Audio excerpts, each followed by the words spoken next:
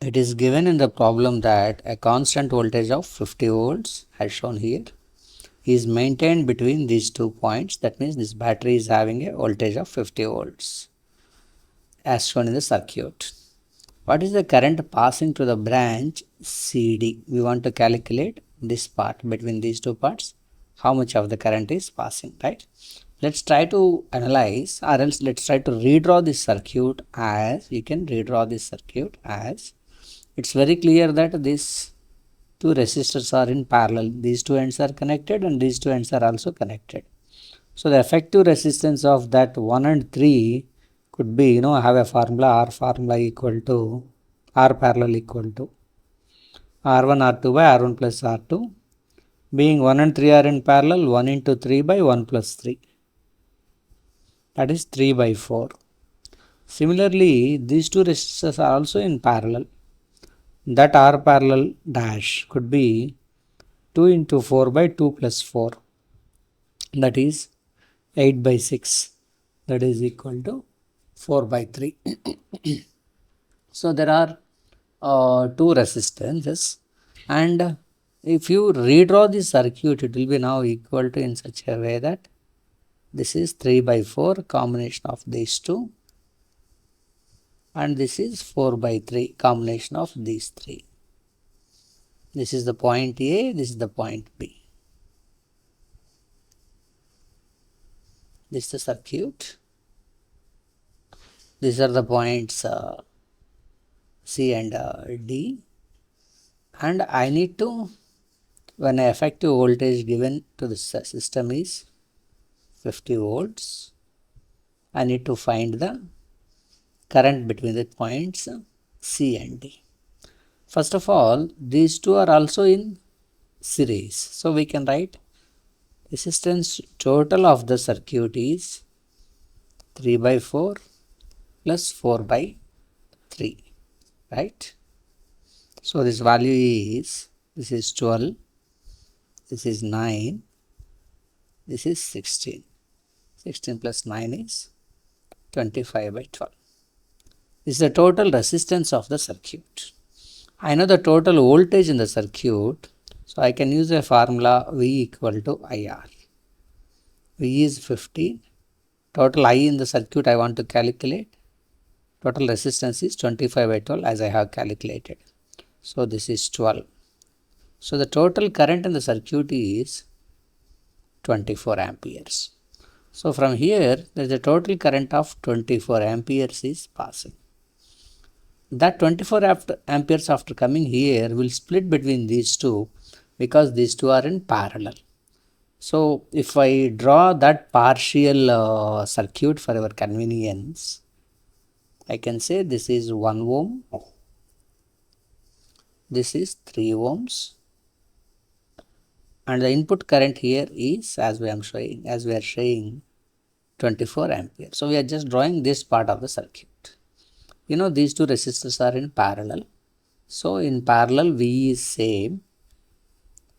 So as V is same, current in the parts of that resistances is inversely proportional to resistance.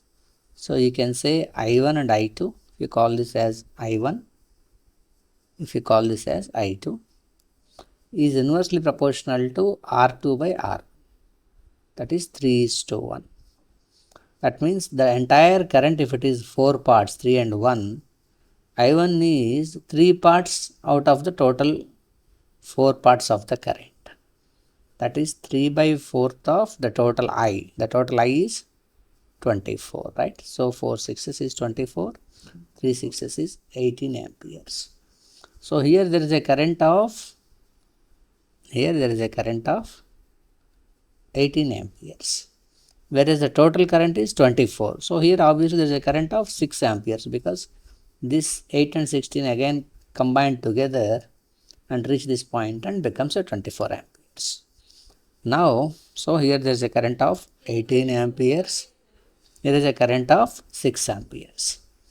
Similarly, I can do the same with the other part of the circuit. Let's have a look at the other. So in the same way, we can find out for this second part. Here the resistance is 2 ohms. bottom resistance is 4 ohms. I would like to find out how this total current 24 amperes is distributed across these two.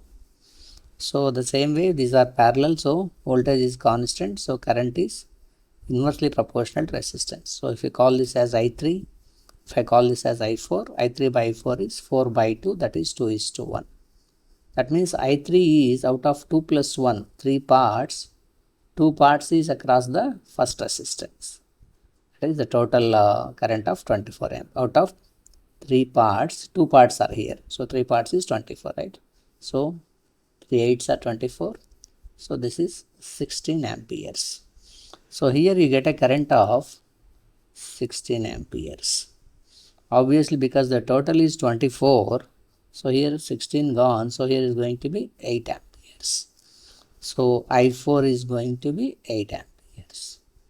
So if I write the currents in the entire circuit, for the sake of clarity, I will just remove these things so that you can understand it even in much easier way and draw the things again.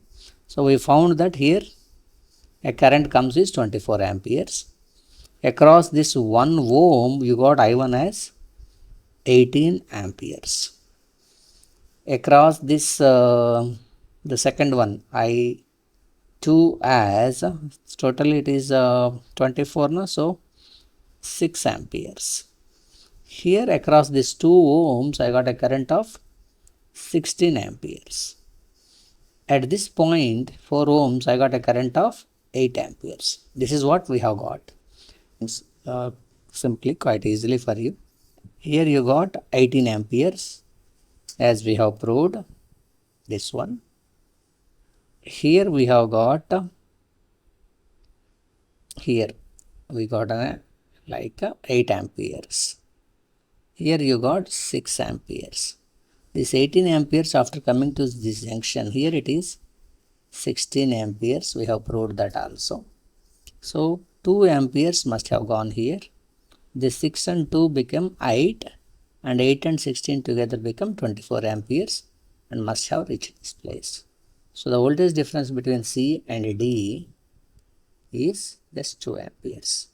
So the answer for the problem is 2 amperes. That's how we have to solve the problem. Thank you for watching.